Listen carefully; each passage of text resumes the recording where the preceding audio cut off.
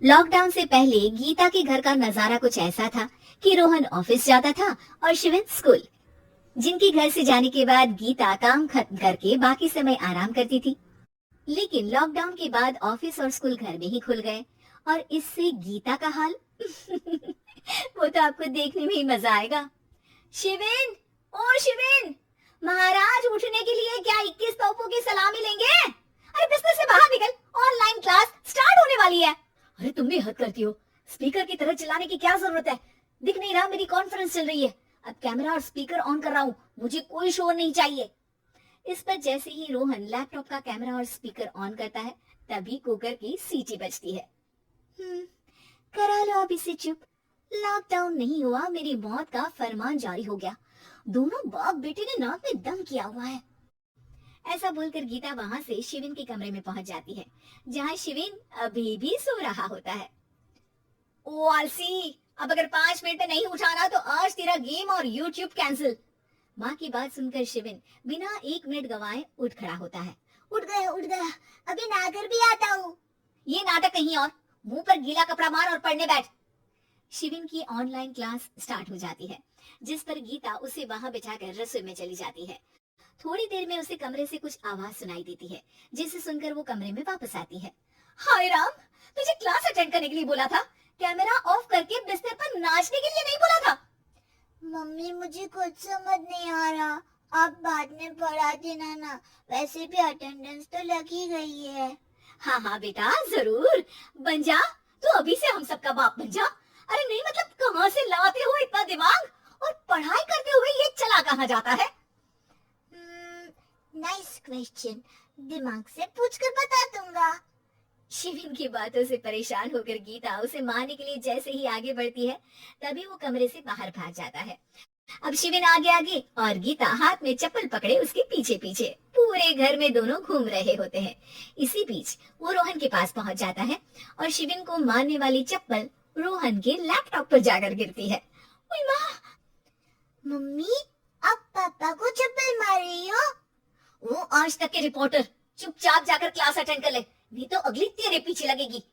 इस पर शिविन वहां से चला जाता है, जिसके बाद रोहन गीता से कहता है, इस सर्कस के लिए कुछ बोलना चाहोगी? अरे क्या करूं, जब से तुम दोनों घर में रहने लगे हो, घर अपने आप ही सर्कस बन गया है और मैं तुम्हारी नौकर। कभी बेटी को संभालो तो कभी बाप के नखरे उठाओ। इन्हीं सब उथल पुथल में दिन बीतते रहते हैं, जिसमें हर रोज घर के अंदर कुछ नया सियप्पा खड़ा मिलता है, जो ज्यादातर शिविन और रोहन के ऑनलाइन स्कूल और ऑफिस से रिलेटेड ही होता है। एक सुबह, शिविन चल उठ, आज की क्लास जल्दी है। कैमरा ऑफ करके आप अटेंड कर लो। अरे ऐसे छित्तर पड़ेंगे, दादी नानी सब एक साथ याद आ जाएंगी। गीता की लाख मशक्कतों के बाद क्लास तो खत्म हो जाती है, लेकिन उसके बाद शिविन फोन इस्तेमाल करते हुए इंस्टाग्राम रील बनाने लगता है। रसोड़े में कौन था? तुम थी, मैं थी, कौन था? कौन था? हाँ, मैं गरीब हूँ। अरे ओ गरीब के बेटे, आजा, मैं बनाती हूँ तुझे गरीब। मैं बताती हूँ रसोड़े में कौन था।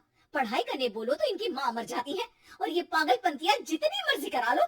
गीता शिविन को डांट रही होती है, तभी रोहन बीच में बोल पड़ता है, अरे बच्चा ही तो है, इतना गुस्सा क्यों कर रही हो? बेटे का साथ देने की इसी एक कोशिश में अब शिविन के साथ साथ रोहन भी गीता के गुस्से की सूली पर चढ़ जाता है। अगर बेटे पर इतना ही प्यार आ रहा है तो इसे क्लास अटेंड क्यों नहीं कराते, इसका होमवर्क क्यों नहीं कराते? उस समय तो बहुत जल्दी मीटिंग आ जाती है, वो काम मैं करूं और यहाँ इस बेफिजूल की चीज में तरफदारी करके बन जाओ महान। हे भगवान, कोई तो इनके ऑफिस और स्कूल खुलवाओ, मैं इन्हें और घर में नहीं सह सकती। अरे कुछ और मांग लेती, क्योंकि तुम्हारी ये विश इस साल तो पूरी होने से रही, कोरोना। हाय नास बेटे ने जिंदगी ही बर्बाद कर दी। खाए कोई पचाए कोई, कल मुझे चुन चुन कर सबको मेरी बद्दुआ लगेगी। उन्होंने दुनिया का और इन बाप बेटे दोनों ने मेरा जीना मुश्किल कर दिया। गीता वहां से चली जाती है, जिसके बाद रोहन शिविन से कहता है, अरे तुम्हारी मम्मी इतनी भड़की हुई क्यों है? आपकी वजह से पूरा समय घर में रहते हो और उस पर कोई काम कराने की जगह बस ऑर्डर देते रहते हो। अच्छा बेटे, सारा इल्जाम मुझ पर, पूरा दिन तो वो तुम पर ही चिल्लाती है। हाँ, मतलब दोनों का 50-50 है, कुछ करना पड़ेगा। वो कहते ना, make the best out of worst. I have an idea. वैसे तुम्हारी माँ सही कहती है, बहुत जुबान चलाने लगे हो, कम बोला करो। अगली सुबह रोहन और शिविन अपनी गलती को सुधारने के लिए गीता के उठने से पहले घर का आधा काम खत्म कर देते हैं, जिसे देखकर गीता खुश हो जाती है और फिर बाकी बचा काम वो तीनों मिलकर पूरा कर लेते हैं। जिसके बाद अब वो सब मिल बांट कर हर काम में एक दूसरे की मदद करते हुए लॉकडाउन का मजा लेने लगते हैं।